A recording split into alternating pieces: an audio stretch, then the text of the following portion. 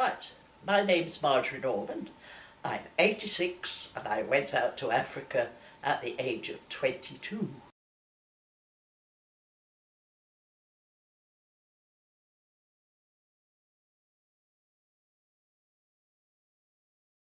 Have you got any sort of memorable sort of stories from your time in the service that you'd like to share with us?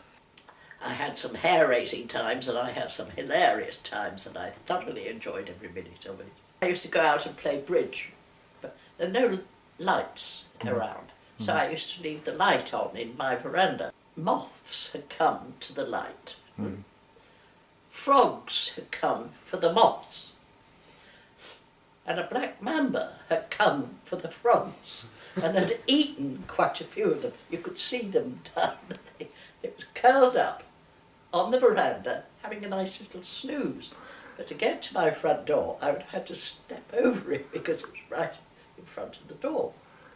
So I was standing there throwing rocks at this mamba to get it to shift for about half an hour before it grumpily moved off. But it had to move with the deadly poisonous mambas. I was to go on safari. We stayed at a place in Singida. It was a good place to stop to camp.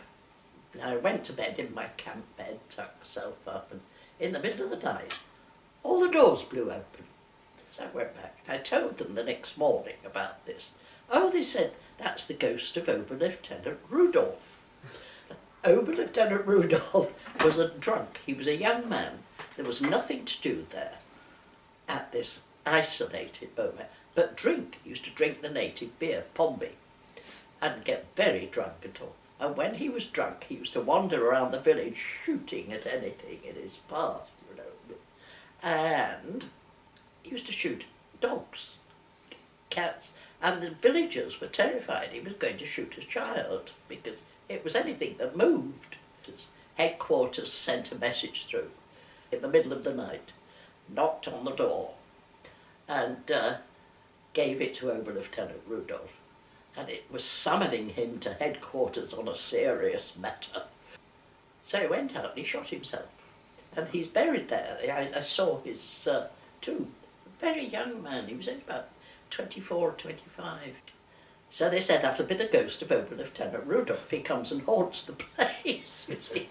So they said, now whether this is true or not, but it was a lovely story.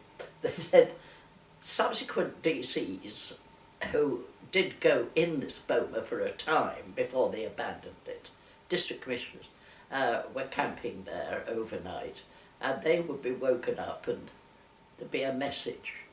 And so they'd look at it and they'd say, oh crikey, it's in code.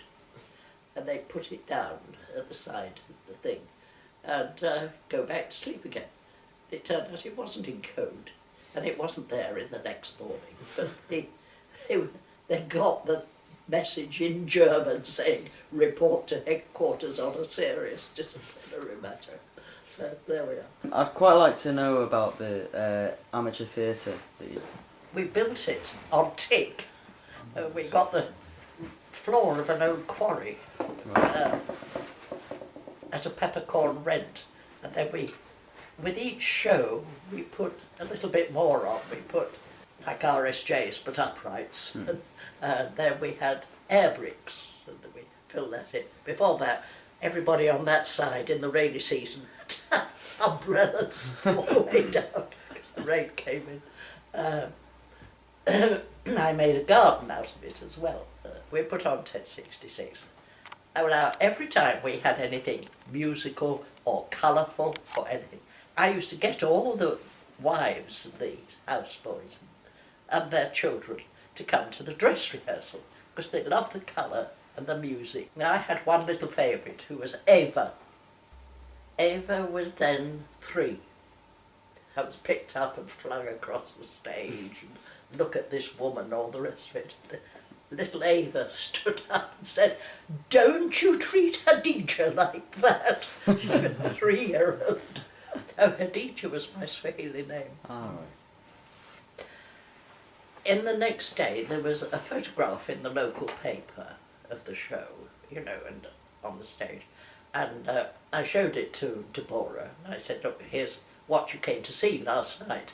And there's me. Oh, yes, she said, yes. So she showed it to Ava. And she said, look, there's a photograph of Hadija there. And Ava looked at it very suspiciously, and she said, that's not Hadija, that's a European. I wasn't a European to them. One of the nicest things that's ever been said.